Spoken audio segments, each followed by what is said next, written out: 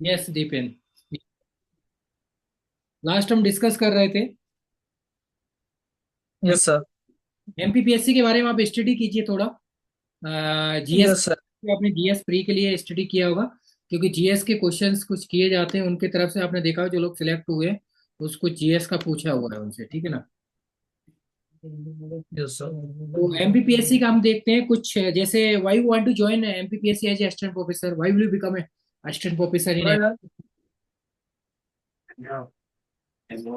Yes sir. जैसे मैं sir BRC में वर्क कर रहा हूँ सर। बीआरसी जैसे मेरा जो इंटरेस्ट है सर, वो टीचिंग कम इंटरेस्ट और रिसर्च इंटरेस्ट है। बस सर बीआरसी में केवल रिसर्च और डेली रूटीन वर्क है। और सर प्रोफेसर और जो टीचिंग पैशन सर, एक ऐसी जॉब है जहाँ पर मैं अपनी नॉलेज शेयर करके सर एक सोसाइटी में एक पॉजिटिव एटीट्यूड और पॉजिटिव डायरेक्शन में मेंटरिंग कर सकता हूँ बच्चों को, जिसकी वजह से सर यूथ के माइंड्स को मैं एक सोसाइटी में एक नई डायरेक्शन दे सकता हूँ। सर मुझे लगता है कि sir teaching is just not a lecturing sir, it's about the guiding and sir motivating and the shaping the future of the young ones. Sir मैंने अपने कॉलेज के टाइम पे सर मैंने ऑनलाइन ट्यूटोरिंग की है सर। गूगल पे मेरी website है सर।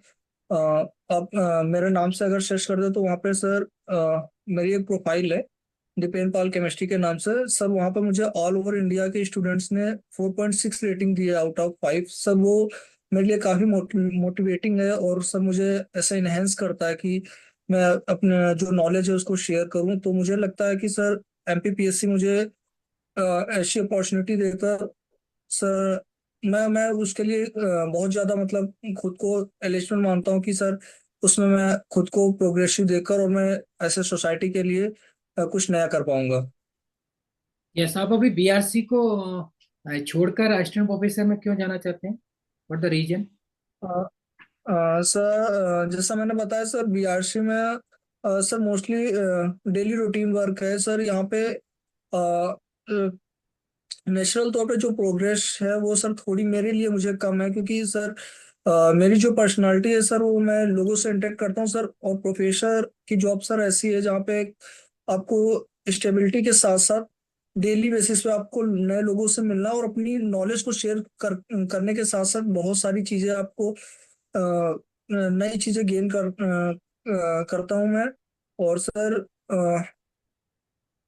टीचिंग प्रोफेशन में सर आप पढ़ाई के साथ साथ मतलब अगर बच्चों के साथ नॉलेज शेयर करने के साथ साथ खुद को भी आप मैं प्रोग्रेसिव पाता हूँ सर। इसलिए मुझे ऐसा लगता है कि मैं सर एमपीपीएससी में प्रोफेसर की जॉब ज्यादा बेटर मैं कर पाऊंगा as compare to sir BRC का जॉब। क्योंकि यहाँ पर सर डेली रूटीन वर्क है और सर रिसर्च ओरिएंटेड वर्क है, बट मेरा ओरिएंटेशन रिसर्च कम टीचिंग में ज्यादा है सर। यस। तो अभी आपका मेन वर्क है, जो जॉब है, वो किस फील्ड में आप वर्क कर रहे हैं बीआरसी में scientific assistant? Sir sir BRC में अभी सर मैं कैट 1 ट्रेनी हूँ तो सर, और मैं मेरा जो डिवीजन है वो sir research director service division है सर। मैं ध्रुवा रिसर्च डायरेक्टर में अभी वर्किंग हूँ। तो मैं जो काम कर सर, जो वाटर केमिस्ट्री है सर, मैं जो जिस लैब में टर्म्स में सर केमिस्ट्री कंट्रोल लैब बोलते हैं सर, जो रिएक्टर की केमिस्ट्री कंट्रोल लैब से मैं उसमें वर्क करता हूँ। तो सर वहाँ पे जो वाटर सैंपल्स आते हैं सर, लाइक गैस सैंपल्स आते हैं सर, उनकी एनालिसिस करता हूँ। तो उनसे क्या लाइक रिएक्टर में अगर कुछ प्रॉब्लम आती है केमिस्ट्री रिलेटेड तो वो पूरी जिम्मेदारी सर सीसीएल की होती है सर। तो मुझे सैंपलिंग करनी होती है सर, उनके रिजल्ट्स रिएक्टर को बताने होते हैं। Yes. Yes, good. What are the major role, assistant professor का रोल क्या है? What are the major role of assistant professor in our education system? Sir assistant professor sir इसलिए इम्पोर्टेंट हो जाता है क्योंकि sir after 12th sir graduation जब आता है सर, ग्रेजुएशन एक स्टूडेंट की लाइफ का सबसे इम्पोर्टेंट फेज होता है, क्योंकि वहां पर सर करियर डिसाइडिंग फैक्टर वो रोल प्ले करता है। तो इसलिए सर प्रोफेसर की जॉब टीचिंग से ज्यादा गाइडिंग की मानी जाती है सर। क्योंकि at that stage of at that stage students is have a lot of options, but वहाँ पे एक प्रोफेसर एक अच्छे से गाइड कर सकता है, उसको डायरेक्शन बता सकता है कि किस डायरेक्शन में बच्चा जा सकता है।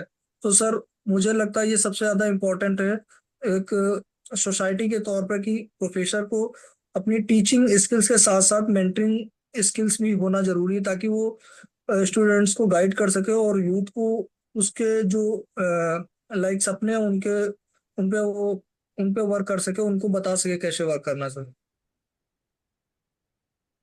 Yes good. टीचर और असिस्टेंट प्रोफेसर में क्या डिफरेंस है? The difference between teacher and assistant professor? So it's simple like all assistant professors are teacher, but not all the teachers are assistant professor. So sir teacher sir हमें like जो primary schools में पढ़ाता है sir वो भी teacher है, हमारे parents भी टीचर हैं कहीं ना कहीं। बट सर असिस्टेंट प्रोफेसर जैसा मैंने बोला कि असिस्टेंट प्रोफेसर एक ऐसा टीचर है जो सर आपके उस फेज में आपको टीच करता है जब आपके पास लॉट ऑफ ऑप्शंस होते हैं, जब आप ग्रेजुएट होते हो सर। तो वहाँ पे जो टीचर रोल प्ले करता है सर वो असिस्टेंट प्रोफेसर का होता है। Yes good. Teacher is academic, 1 to 12 is teacher academic पे वर्क करते हैं। Professor is higher education, academic as well as research. Yes sir academic. Yes. Next is suppose if you get selected in this post as assistant professor in MPPSC, तो what do you do in your department? How will you contribute your whole chemistry knowledge in your department? Yes sir sir जैसा कि मेरी जो मैंने अभी तक अपनी life में सर एक्सपीरियंस गेन किया है सर, जैसे मैंने दिल्ली यूनिवर्सिटी से पढ़ाई की है सर, फिर मैं पोस्ट ग्रेजुएशन आईटी दिल्ली से किया हूँ सर। अभी मैं यहाँ बीआरसी में वर्क कर रहा हूँ। तो सर मुझे लगता है कि टीचिंग और नॉलेज गेन करना अलग बात है, उसको लैब में कैसे परफॉर्म करना वो डिफरेंट है। तो मुझे लगता है कि सर अगर मुझे ऐसी अथॉरिटी हुई तो मैं अपने स्टूडेंट्स को सर लेबोरेटरी स्किल्स पे ज्यादा वर्क कराऊंगा as compare to sir teaching skills. Like जैसे आपको कोई रिएक्शन आती है sir, in pen and paper reaction is different, but lab में उसकी सेफ्टी प्रिकॉशंस क्या है सर, सबसे इम्पोर्टेंट वो कैसे वर्क करना है, कौन कौन सी रिएजेंट है, कोई किसी भी रिएजेंट को यूज करने से पहले हमें क्या सेफ्टी प्रिकॉशंस लेना है। तो सर मेरा मोस्टली मोटिव रहेगा कि मैं एक लेबोरेटरी कल्चर मैं डेवलप कर पाऊँ अपने इंस्टीट्यूट में sir. Yes. Any new innovative teaching skills from your side? How will you contribute? New technology? Sir जैसे हम अभी सर मीटिंग पे ये मीटिंग कर रहे हैं सर, ये एक न्यू टेक्नोलॉजी में आता है सर।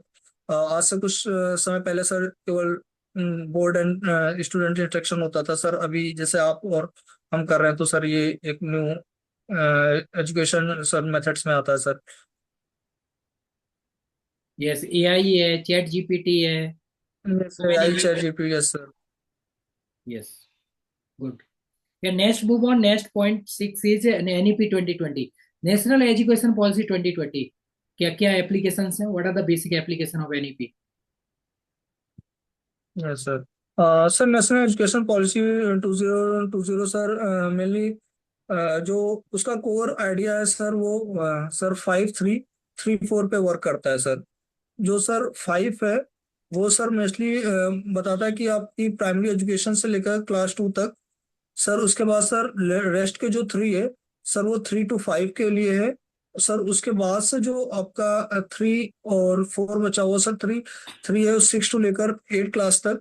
और सर अगला जो 4 है 4 इयर्स वो सर 9 to 12 है सर। सर इस क्राइटेरिया पे उन्होंने डिवाइड किया है जिससे क्लास 6 में भी आप जो वेकेशनल स्टडीज कर सकते हो सर। 11 12 में क्या है सर, आप अपने जो जैसे हायर एजुकेशन में लाइक दिल्ली यूनिवर्सिटीज में होता था, जो मोस्टली यूनिवर्सिटीज थे वहां पे अपने आप सब्जेक्ट आप चूज करने का मौका मिलता था सर। ये अभी 9th से भी चूज करने का मौका मिला है। और सर ये नेशनल एजुकेशन पॉलिसी सर ना कि केवल स्टूडेंट्स के लिए बल्कि टीचर्स के लिए भी गाइडलाइंस किया हो कि what will be the pedagogy and the teachers robust होना चाहिए वर्किंग टीचिंग के लिए। तो ये काफी चीज है। जो मेन कोर आइडिया है सर, वो सर 5334 का है sir. 5+3+3+4, 4 stage. Yes sir. Yes sir. Yes, इनका जो कुछ डिसाइन डिफाइन करेंगे, ये 5+3+3+4 ये क्या है? हाँ सर, ये सर एक्चुअली लर्निंग फेज के सो ईयर्स हैं सर। जैसे 5 ईयर जो स्टार्टिंग है सर, उसमें सर 3 साल हमारा जो केजी यूकेजी +1 +2 सर वहां तक है। सर अगला 3 साल सर 2 से लेकर 5 क्लास तक है। तो उसके बाद सर अगला जो है 6 to 8 है 3 क्लास। उसके बाद सर 9 से लेकर 12 तक ये सर 4 है। यस। यस, एनईपी 2020 को आए हुए 5 ईयर हो गए हैं, इसके कुछ मेरिट डिमेरिट है, कुछ बता सकते हैं आप? सर सर इसके मेरिट्स ये है कि अभी जो बच्चों को चूज करने के मौके मिल रहे हैं। जैसे क्लास 6 में ही वोकेशनल कोर्सेज ऐड हुए हैं सर। और सर काफी ऐसे एक्चुअली यहाँ पे एनएपी जो 2020 है, इसमें ये मैंडेटरी कर दिया कि कुछ एटलीस्ट वन स्किल स्टूडेंट्स को आनी ही चाहिए। तो सर ये इसके मेरिट्स हैं सर। डिमेरिट्स में ये है कि जो सिलेबस था सर वो काफी कम हो गया है काफी जगह पे। लाइक सर जैसे अपने एनसीईआरटी 9th क्लास में सर, जैसे मोस्ट इम्पोर्टेंट जैसे सर पीरियोडिक टेबल जैसे चैप्टर्स हट गए हैं। तो सर ये कहीं ना कहीं थोड़ा रिड्यूस सिलेबस करने सर जो कम्पिटिटिव एग्जाम्स आते हैं सर, उसमें स्टूडेंट्स को आज के डेट में थोड़ी ज्यादा प्रॉब्लम्स हो रही, क्योंकि बेसिक्स उनका थोड़ा हट चुका है उससे। सर मुझे लगता है कि ये डिमेरिट है। यस। और इसको एनईपी 2020 को लाने का मेन पर्पज क्या रहा, क्यों लाया गया इसको? सर मेन प्रोजेक्ट उसका ये था क्योंकि सर जो हमारा लास्ट जो था 1986 की नेशनल एजुकेशन पॉलिसी सर, वो काफ़ी आउटडेटेड हो गई थी आज के टाइम पे। क्योंकि सर जैसे टीचर्स का ही था कि आपको टीचर्स कैसे रिक्रूट करना है, उन पे मेरिट बेस कैसे होगी, ये सारे रूल्स को चेंज करने के लिए सर ये लाया गया था। यस, इक्वलिटी, एजुकेशन में इक्वलिटी इनकरेज। क्योंकि आप यस देखते सर। हैं पहले इक्वल। आप एजुकेशन लेते थे बिफोर, तो उसमें क्या था, उसमें वर्डन था, प्रेशर था। आप अभी कोई भी आर्ट ले सकते हैं, साइंस ले सकते हैं, कोई भी कोर्स करते हैं आप 1 ईयर का, तो आपको डिप्लोमा मिलता है, सर्टिफिकेट मिलता है। पहले ऐसा नहीं था, अगर आप कोई भी कोर्स करते हैं तो आपको आपका टाइम वेस्ट होता था। तो इक्वल बनाने के लिए कोडिंग डिकोडिंग को लाया गया है एजुकेशन में, जिससे कि एक तार्किक रीजनेबल स्टडी की जा सके स्टार्टिंग बच्चों से। Yes sir. ये सारी चीजें। तो एनईपी 1968 में फर्स्ट टाइम आई थी, second time 86, third time I है 2020 में। तो ये 2020 से 2020 में। पहले यस सर। एजुकेशन सिस्टम कैसे चलता था, उसका क्या प्रोसेस था 2020 से पहले? सर वो 1986 की पॉलिसी को फॉलो करता था। यस, क्या था उसका 86 का रूल? सर उसके बारे में मुझे सर डिटेल्स अभी सर मैं रिकॉल टेन नहीं कर प्लस पा टू रहा हूँ अभी। 10+2, आपने देखा ना, सिस्टम टेन यस सर। होता था, 10+2 सिस्टम 10 होता, plus two. Yes sir. 10 plus 2। उसको फॉलो किया जाता था। यस, ये बेसिक है, तो ये 6 हो गया। बाकी 7 point your technical part, your chemistry, आपने जो डेमो किया हुआ है, थर्मो और aromatic, aromaticity. Yes. Yes sir. तो थोड़ा स्टार्ट करते हैं हम बेसिक टुडे, थर्मोडायनेमिक्स। क्या है basic application of thermodynamics? Board वगैरह है आपके पास? Yes sir. सर मेरे पास सर अभी वो है टेबलेट है? पैड है सर। पेड है, यस। पैड है सर। यस, कनेक्ट कर लीजिए आप, मैंने अलाउ कर दिया। सर अभी वो बोर्ड है, मतलब कार्डबोर्ड है मेरे पास। तो मैं कैमरा बैक करता हूँ सर एक। Yes yes yes, sure sure.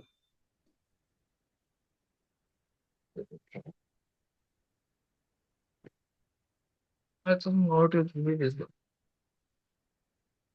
हाँ yes. Sir. Yes, start thermodynamics आपको कैसे टीच करना है। आपके सामने बीएससी के स्टूडेंट हैं, तो आप कैसे स्टार्ट बताएंगे उनको, बताइए how to teach it. Okay sir.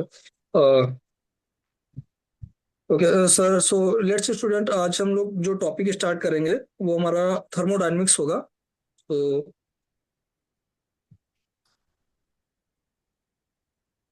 Thermodynamics, तो अगर हम थर्मोडायनेमिक्स में केवल अगर इसके वर्ड को हम तोड़ के देखेंगे तो यहाँ पे क्या आ रहा है, दो वर्ड से आ रहा है, थर्मो प्लस डायनेमिक्स। ओके, तो यहाँ पे thermo something related to heat, dynamic something related to flow transfer और मोशन से हम लोग पता कर सकते हैं। तो एक्चुअली बेसिकली क्या हो गया, जो थर्मोडायनेमिक्स है, आज हम लोग क्या स्टडी करने वाला है, थर्मोडायनेमिक्स स्टडी करना है। तो थर्मोडायनेमिक्स की जो सिंपल डेफिनेशन है वो क्या है, form to another form, or more how heat is transfer from one form to another form. तो ये सारी स्टडीज हम लोग थर्मोडायनेमिक्स के अंदर करते हैं। ठीक है, तो अब हमने बेसिक समझ लिया कि थर्मो के क्या मतलब है। Thermo means something related to heat, dynamic means something related to motion. अभी आप जितने भी फिजिकल प्रोसेस देखते हो, मोस्टली जगह थर्मोडायनेमिक्स यूज होती ही होती है। जैसे आप बाइक चला रहे हो तो वहां पर थर्मोडायनेमिक्स कैसे यूज हो रही है, वहां पे जो तुम्हारी कंबशन एनर्जी है वो कैसे मैकेनिकल एनर्जी में चेंज हो रही है। जब भी आप मोटर पंप यूज कर रहे हो तो वहां पर कैसे इलेक्ट्रिकल एनर्जी मैकेनिकल एनर्जी में चेंज हो रही है। तो ये कितने सारे ट्रांसफर हैं, ये कहीं ना कहीं हमारे थर्मोडायनेमिक्स से ही रिलेटेड है। तो वहां से हम स्टडी करेंगे। तो सबसे पहले थर्मोडायनेमिक्स हम लोग पढ़ते हैं, फर्स्ट लॉ ऑफ थर्मोडायनेमिक्स। जो फर्स्ट लॉ ऑफ थर्मोडायनेमिक्स है हमारा sir, yes. First law of thermodynamics.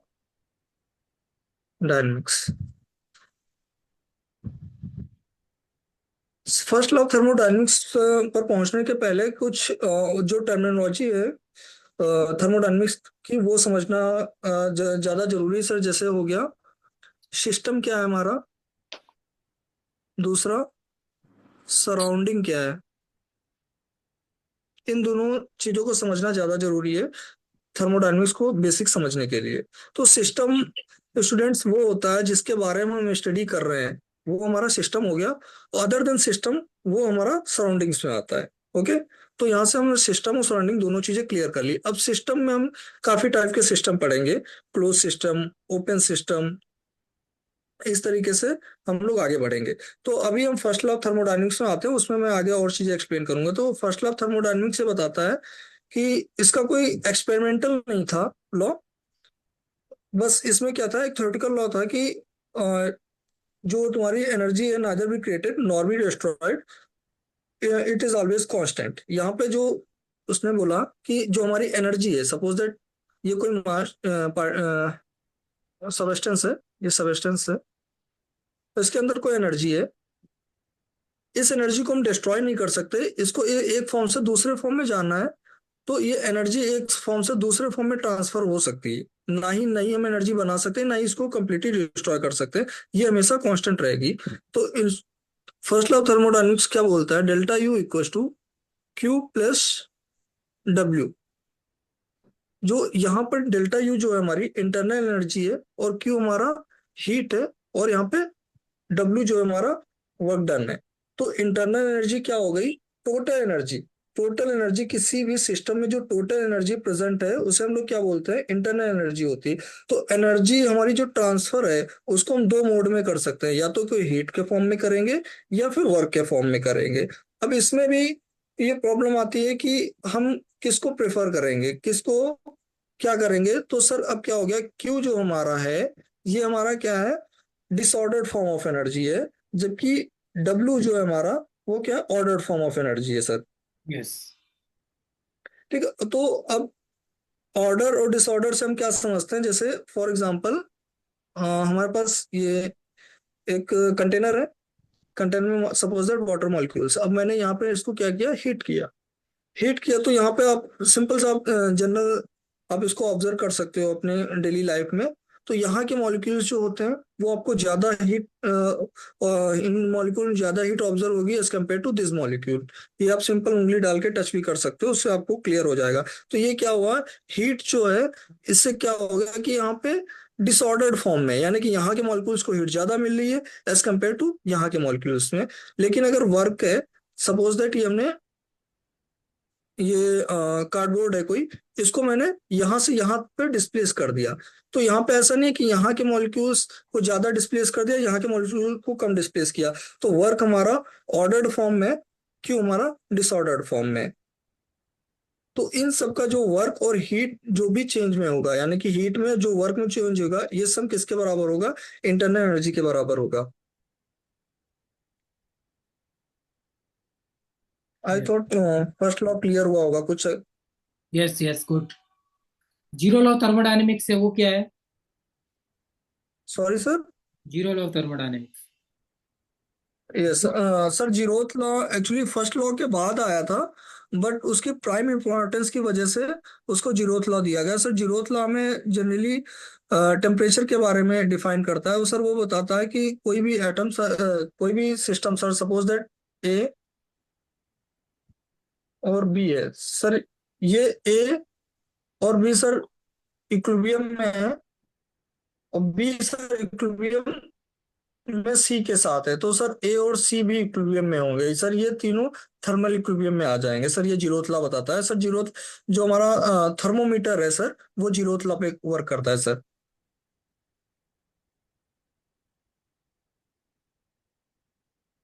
Yes.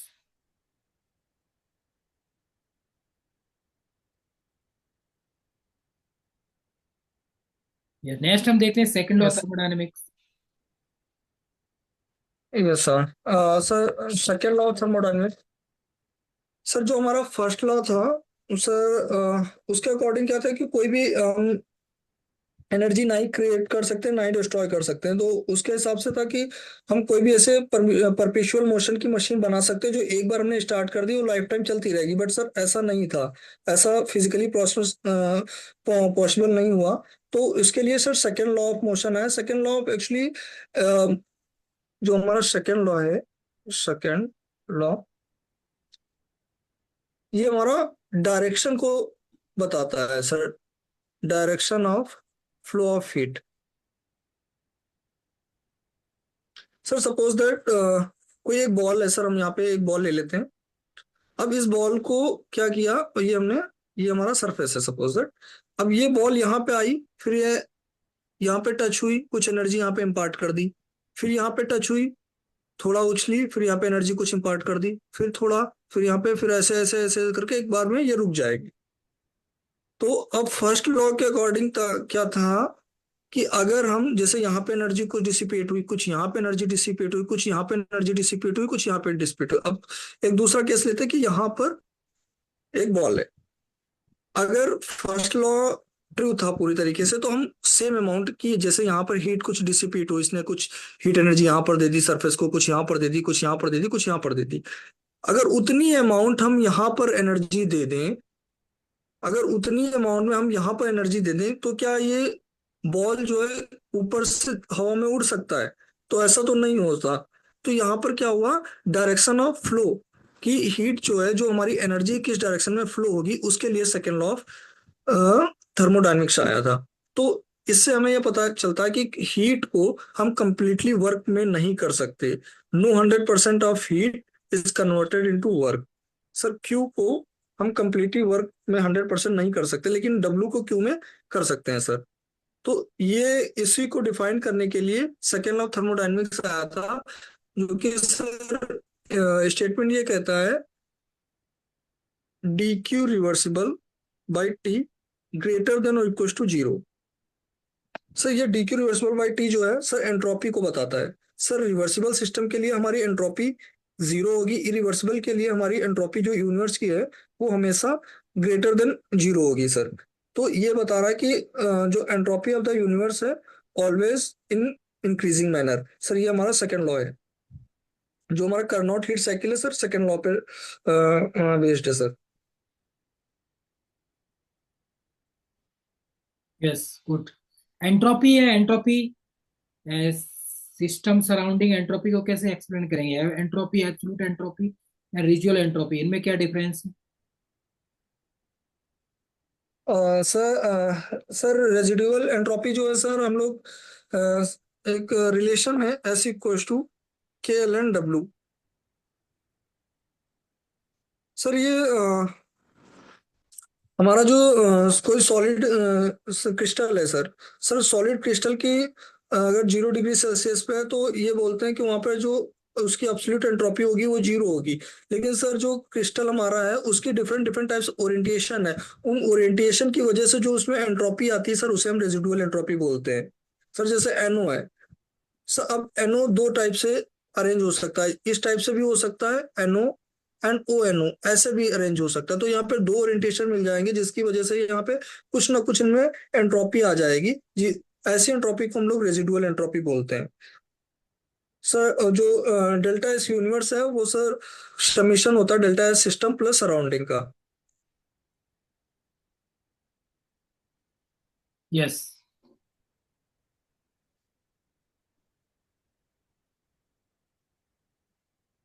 ये थर्ड लॉ ऑफ थर्मोडायनेमिक्स क्या डिफाइन करता है?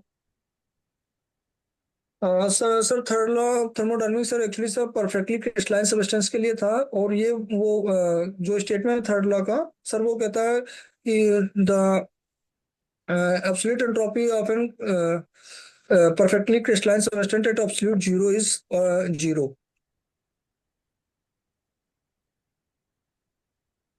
यस।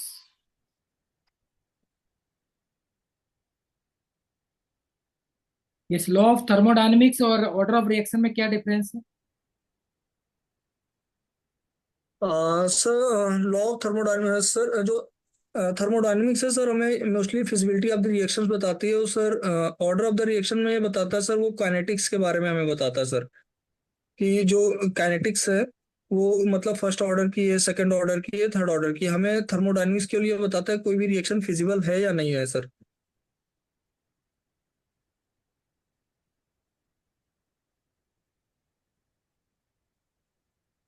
यस।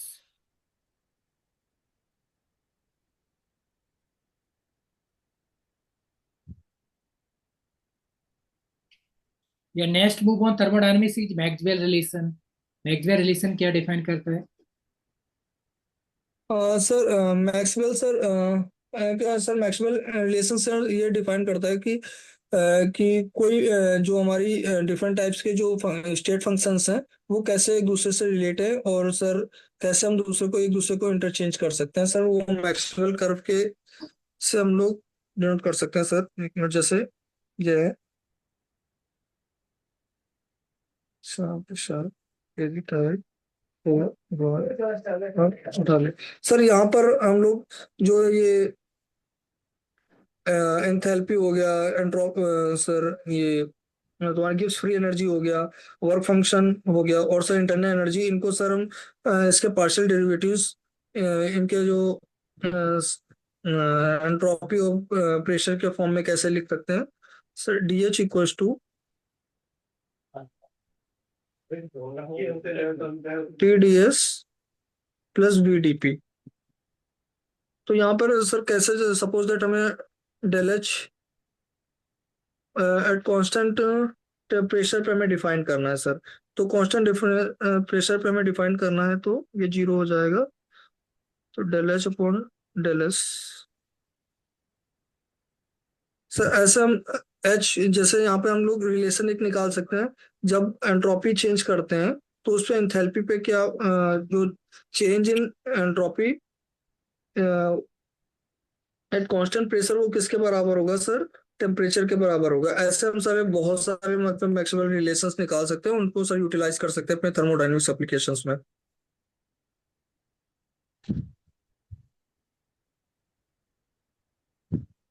यस।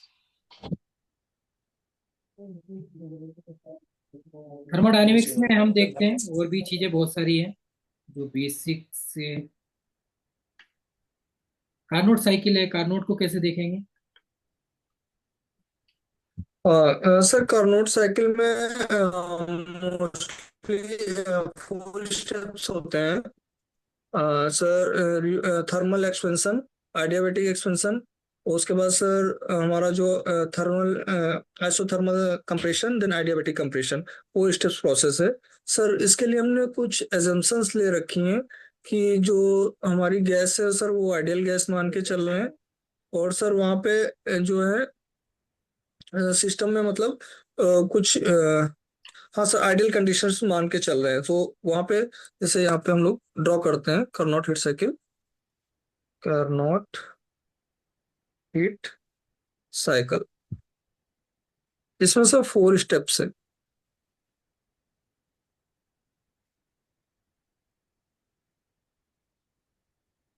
प्रेशर मान लो,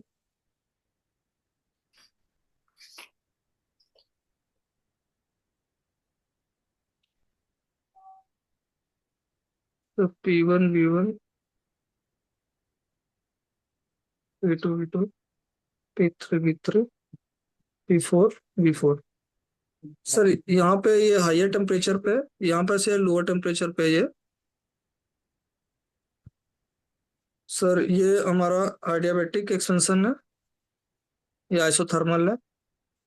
सर ये कंप्रेशन के बारे में बताता है, ये वाला भी कंप्रेशन के बारे में बताता है। तो सर यहाँ से हम लोग एफिशिएंसी बता सकते हैं कि कोई भी हीट इंजन जब हम आइडियल के केस ले रहे हैं और रिवर्सिबल मान के चल रहे हैं, क्योंकि रिवर्सिबल में हमारा वर्क डन मैक्सिमम होता है, तो कितनी ज्यादा एफिशिएंसी होगी। तो एफिशिएंसी जो हमारी निकल के आती है T2 - T1/T2। यहाँ पे T2 जो है वो हाइयर टेम्परेचर है, यानी कि और ये सर कभी भी ये always efficiency always less than 1 होगा। तो ये हमारा जैसे यहाँ पे फर्स्ट लॉ को फेल करता है कि कभी भी हम लोग ऐसे परपेचुअल मोशन ऑफ मशीन नहीं बना सकते, क्योंकि कुछ ना टोटल हीट हम वर्क में नहीं कंज्यूम कर सकते, कुछ ना कुछ हीट हमारी सिंक में जरूर जाएगी। इसको हम लोग ऐसे भी समझ सकते हैं, ये हमारा सोर्स है, यहाँ से हमने क्यू हीट दी, ये हमने वर्क किया, और ये कुछ ना कुछ हीट सिंक में चली जाएगी। तो ऐसे हम समझ सकते हैं यहाँ पे कि हमने हीट दी यहाँ पे जो कि हाइयर टेम्परेचर पे होगी, कुछ उसने वर्क किया, कुछ हीट सिंक में चली जाएगी जो कि लोअर टेम्परेचर पे होगी। ऐसा नहीं हो सकता कि पूरी जो हीट है वर्क में कन्वर्ट हो जाए। ये हमारा सेकेंड लॉ भी यही कहता है सर।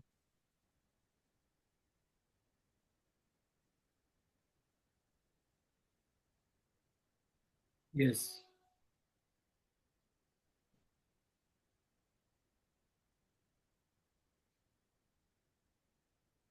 इसमें हम कार्नोट साइकिल टू टाइप से देखते हैं, एक तो कार्नोट पीवी प्लेन होता है, टीएस प्लेन होता है, इनमें क्या डिफरेंस है? Sorry sir. टीएस प्लेन और पीवी प्लेन देखते हैं ना, टू टाइप से हम कार्नोट साइकिल को डिस्कस करते हैं।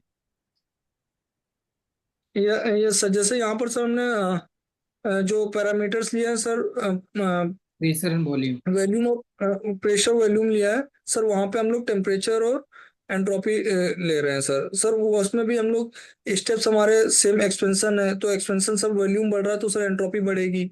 सर सेम ऐसे प्रोसेस ही होता है सर, बस उसमें स्क्वायर सा बन जाएगा सर, क्योंकि जो लाइक टी और एस के फॉर्म में अगर हम करेंगे तो सर वहां पे क्या होगा, सर ऐसी साइकिल बन जाएगी सर, क्योंकि जो यहाँ पे ये वाली लाइन है वो सर आइडियाबैटिक प्रोसेस में सर तुम्हारा एंट्रोपी सर जीरो रह जाएगी, हो जाएगी जीरो, कांस्टेंट हो जाएगी सर, तो हमारी साइकिल ऐसी हो जाएगी।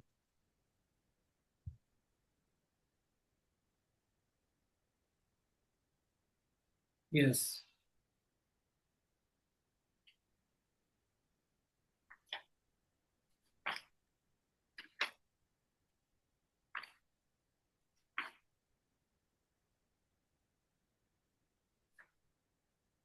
नेक्स्ट देखते हैं हम थर्मोडायनेमिक्स में जूल तो इसमें हम कार्नोट की बात कर रहे हैं। कार्नोट में हम हीट इंजन के according efficiency of heat engine देखते हैं।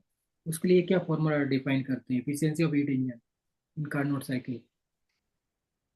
सर ये efficiency of heat engine sir T2 - T1/T2। यहाँ पे T2 सर हाइयर टेम्परेचर है जो सोर्स का है, T1 सर सिंक का टेम्परेचर और T2 सर सोर्स का टेम्परेचर। सर इससे हम ये बता सकते हैं कि किसी भी यहाँ पे हमने क्या रिवर्सिबल केस लिया था और सर आइडियल केस लिया था। सर रिवर्सिबल केस इसलिए लिया था क्योंकि वहाँ पे हमें वर्क डन जो है मैक्सिमम कर सकूं, और सर आइडियल केस इसलिए लिया था क्योंकि आइडियल केस में ये इंटरेक्शन जीरो होती, तो पॉसिबिलिटी है कि वहाँ पे मैक्सिमम हीट जो है वर्क में हम चेंज कर सकते थे। लेकिन यहाँ पर जो हमारा फॉर्मूला एफिशिएंसी में आया है कि कुछ ना कुछ लोअर टेम्परेचर जरूर होगा, जिसकी वजह से हमारी एफिशिएंसी कभी 1 नहीं हो सकती सर, जिसकी वजह से हम लोग कभी भी परपेचुअल मोशन ऑफ मशीन को बना ही नहीं सकते।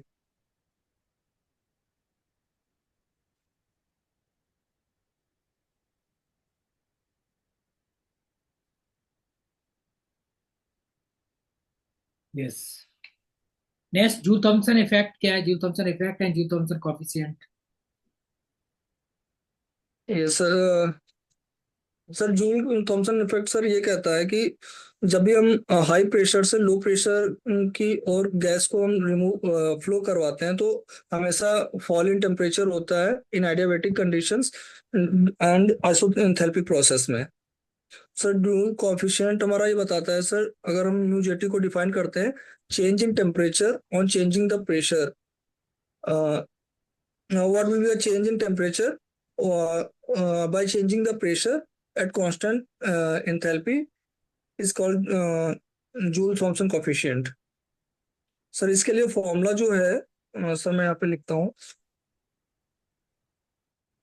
Del T upon del P at constant H equals to minus का 1/CP del H upon del P on T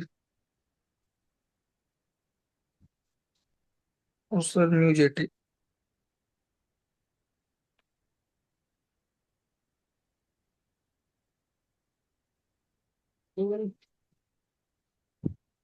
yes. Yes, इसमें कुछ हम इन्वर्जन टेम्परेचर डिस्कस करते हैं।